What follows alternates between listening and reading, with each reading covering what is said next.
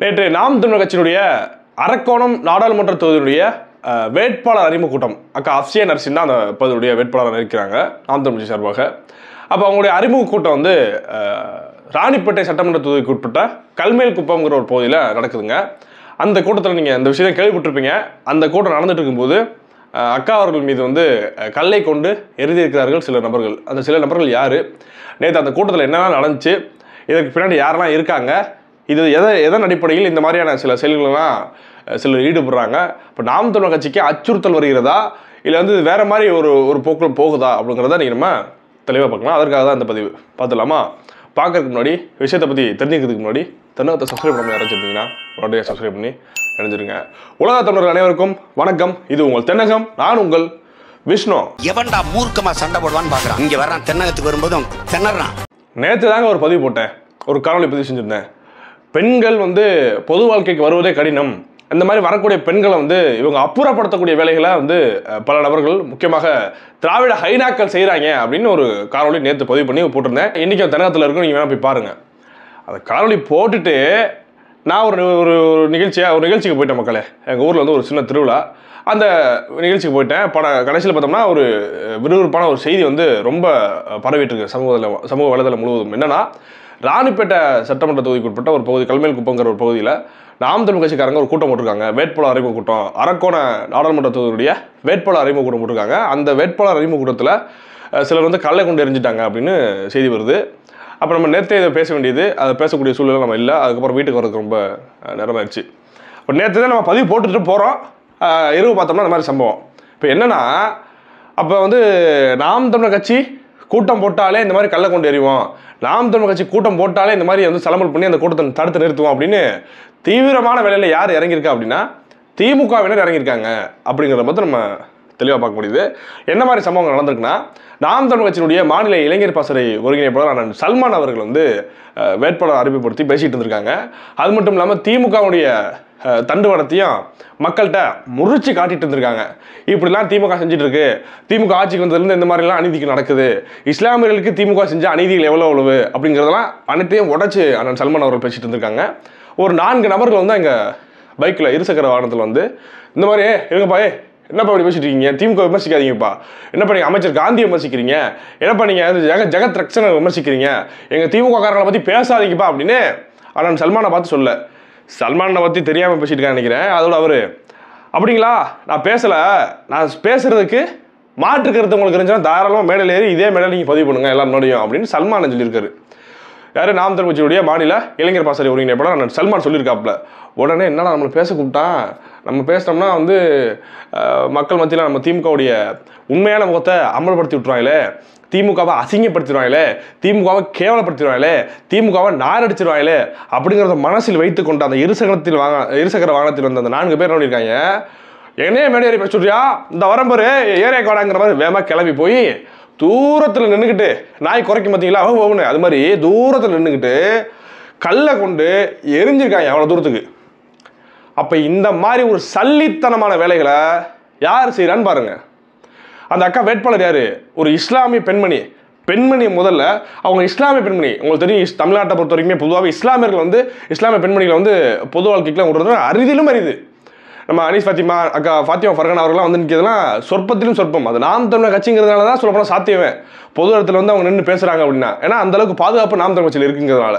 அப்போ அந்த கட்சிக்கு நாம் தமிழர் கட்சிக்கு ஒரு வேட்பாளராக ஒரு இஸ்லாமிய அக்கா வந்திருக்காங்க. அவங்க வந்து நின்று மக்களுக்கு சேவை செய்யணும். இது வரைக்கும் அந்த தொகுதியில் இஸ்லாமியர்களுக்கு முதல் இஸ்லாமியர்களுக்கு நீங்கள் வந்து முன்னுரிமை வழங்கியிருக்கீங்களா? அதுவும் இஸ்லாமிய பெண்மணிக்கு வந்து முன்னுரிமை வழங்கியிருக்கீங்களா? திமுக வழங்கியிருக்கா?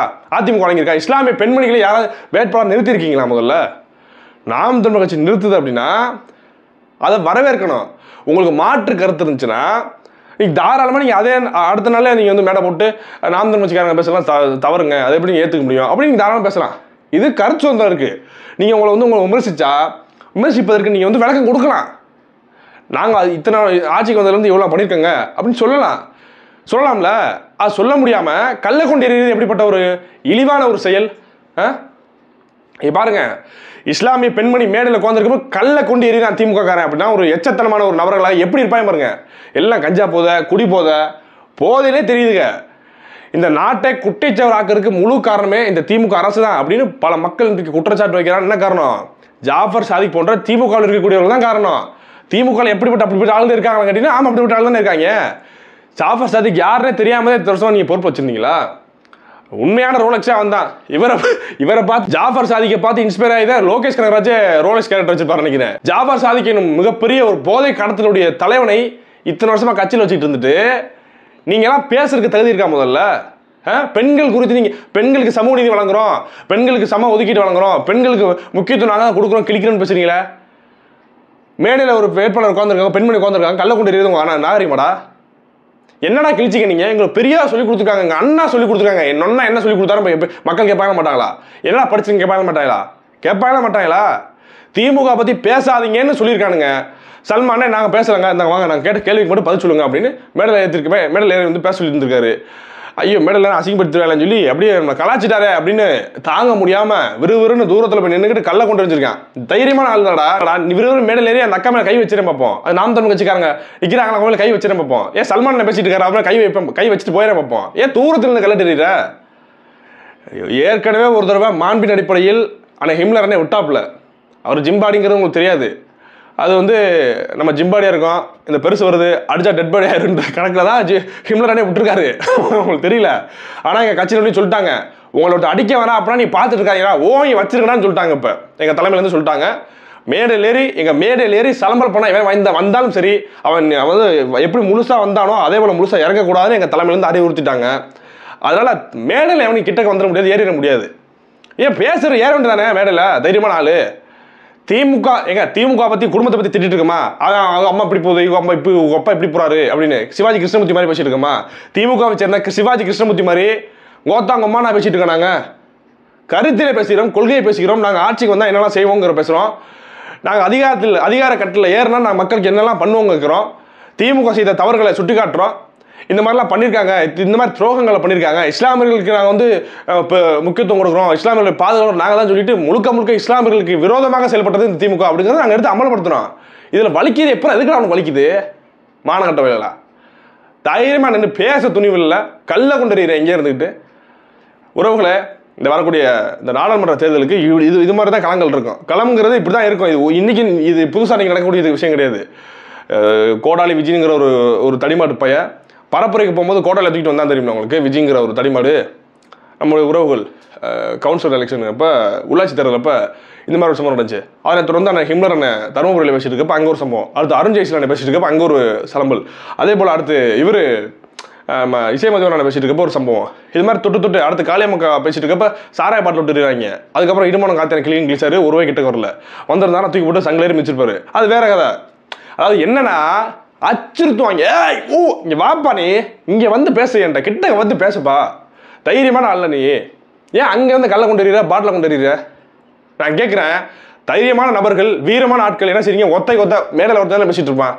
விறுவிறுன்னு நான் பெரிய திமுக கரைவட்டை கட்டிட்டு இருக்கேன் பாரு அப்படின்னு விறுவிறுன்னு மேடையில் ஏறி திமுக பற்றி பேசக்கூடாது, யாரா நீ அப்படின்னு மேடையில் ஏறி நீ கேட்டு நீ முதல்ல இந்த காணொலி வேலையாக எவனா பிரச்சனை பண்ணணும், திமுக பற்றி பேச பிரச்சனை பண்ணுவோம்ப்பா, திமுக பற்றி பேசினா தீ குளிப்பேன் அப்படின்னு சொல்லக்கூடியவர்கள் முதல்ல மேல் குளித்து விட்டு நாம் தமிழ் கட்சிக்காரன் கிட்ட போய் நீ பேசிடு, மேடையில் ஏறி பேசிடு, சலம்பல் பண்ணிடு.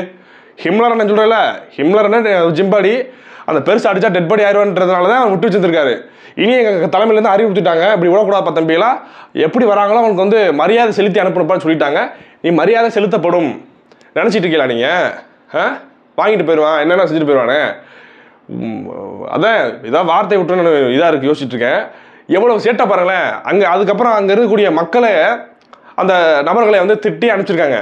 ஏண்டா எல்லா கட்சியும் தானே மேட போகுது, என்ன நாம் தமிழ் கட்சி போட்டால் மட்டும் நீ சண்டை பண்ணுறீங்க, பிரச்சனை பண்ணுறீங்க அப்படின்னு இங்கே இருக்கக்கூடிய பொதுமக்களே வந்து நாம் தமிழ் கட்சிக்கு ஆதரவாக நியாயத்தை பேசி திட்டி அனுப்பிச்சிருக்காங்க. இன்றைக்கு நாம் தமிழ் சார்பாக போய் புகார் கொடுக்க போகிறாங்க எஸ்பி ஆஃபீஸில். விடமாட்டான். என்ன நினச்சிட்டு இருக்கீங்க நீங்கள்? காவல்துறையை வந்து வேடிக்கை தான் பார்க்குது.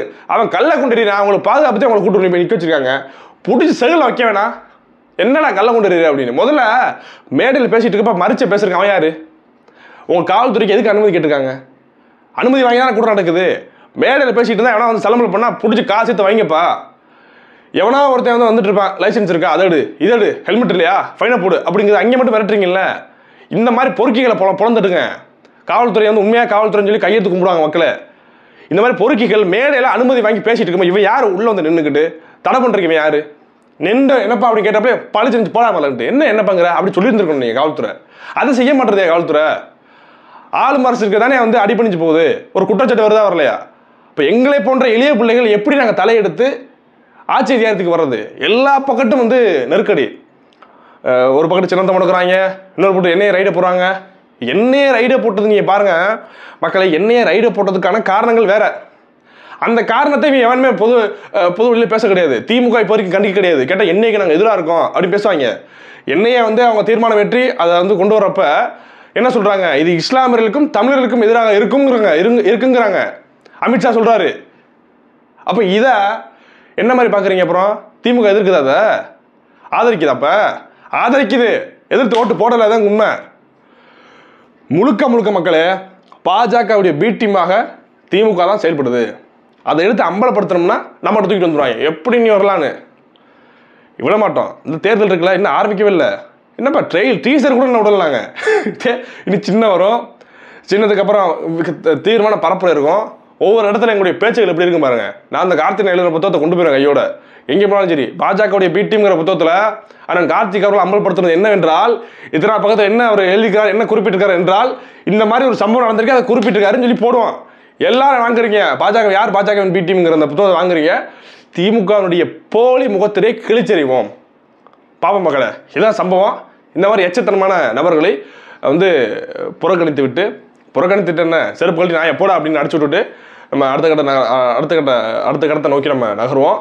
அக்கா வேட்பாளர் அக்கா அவர்களுடைய, அதாவது பொதுவாக நாம் தமிழ் கட்சிக்காரங்க பரப்புரைக்கு போனீங்கன்னா 2 பேர் 3 பேராக போகாதீங்க. ஏன்னா அந்த பொறுக்கி கும்பல் கஞ்சா அடிச்சுட்டு தண்ணி அடிச்சுட்டு ஏதாவது ஒரு 4-5 சலம்பில் ஒரு 4-5 ரவுடி பையில கூட்டிகிட்டு வருவாங்க. நீங்கள் போகும்போதே ஒரு குறைஞ்சபட்சம் 10 பேராச்சும் போங்க. பாதுகாப்பு கருது. நம்மளும் விஜய் அஜித்தே கிடையாது. இங்கிட்டு 4 அடிச்சு பறக்கூட, அங்கிட்டு 4 அடிச்சு பறக்கூட இருக்கு. எதுவாக இருந்தாலும் ஒரு பிரமிப்பை வந்து மக்கள் மத்தியில் நம்ம உருவாக்கணும். பெருந்திரளாக கலந்து கொண்டு இனி வரக்கூடிய காலங்களில் நம்ம வந்து பரப்புரை செய்வோம் என்று இந்த காணொலி வேலாக நான் சொல்லிக்கிறேன். மீண்டும் ஒரு காணொலி சந்திக்கலாம். நன்றி, வணக்கம்.